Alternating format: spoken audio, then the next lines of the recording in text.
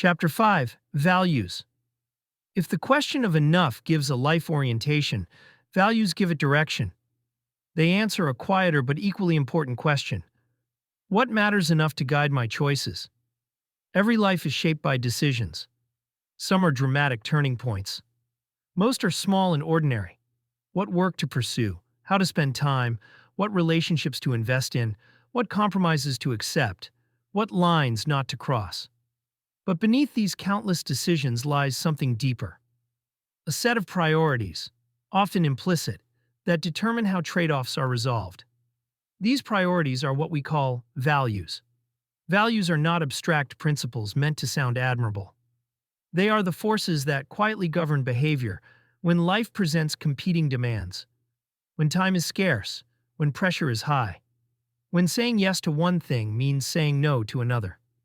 In those moments, values reveal themselves. A person who says family is their highest value, but consistently sacrifices relationships for work, is not revealing hypocrisy so much as revealing their true hierarchy of priorities. Values are not proven by words. They are revealed by patterns of choice. This is why values matter so much for the architecture of a life. Without them, decisions become reactive. The loudest opportunity, the strongest pressure, or the most immediate reward begins to dictate direction. Life starts to feel scattered, pulled by external forces rather than guided by internal clarity. But when values are clear, something different happens. Choices become easier, not because the options are simple, but because the criteria are known. Certain paths can be declined without regret. Certain opportunities can be pursued with confidence. Certain trade-offs can be accepted because they align with what matters most. In this sense, values function like a compass. They do not eliminate uncertainty. They do not guarantee success. But they provide a stable reference point that helps a person navigate the complexity of life. Of course, values themselves are not discovered instantly.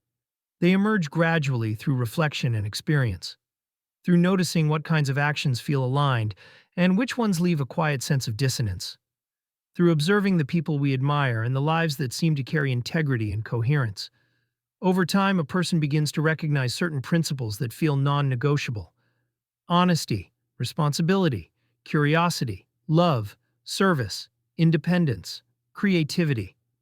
Different lives will emphasize different values. What matters is not which ones are chosen, but that they are consciously chosen. Because a life guided by clear values develops a kind of internal stability. It is less vulnerable to comparison, trends, and the shifting expectations of others. And when enough and values begin to align, something powerful becomes possible. A life where effort is directed toward things that actually matter. From there, another question naturally emerges.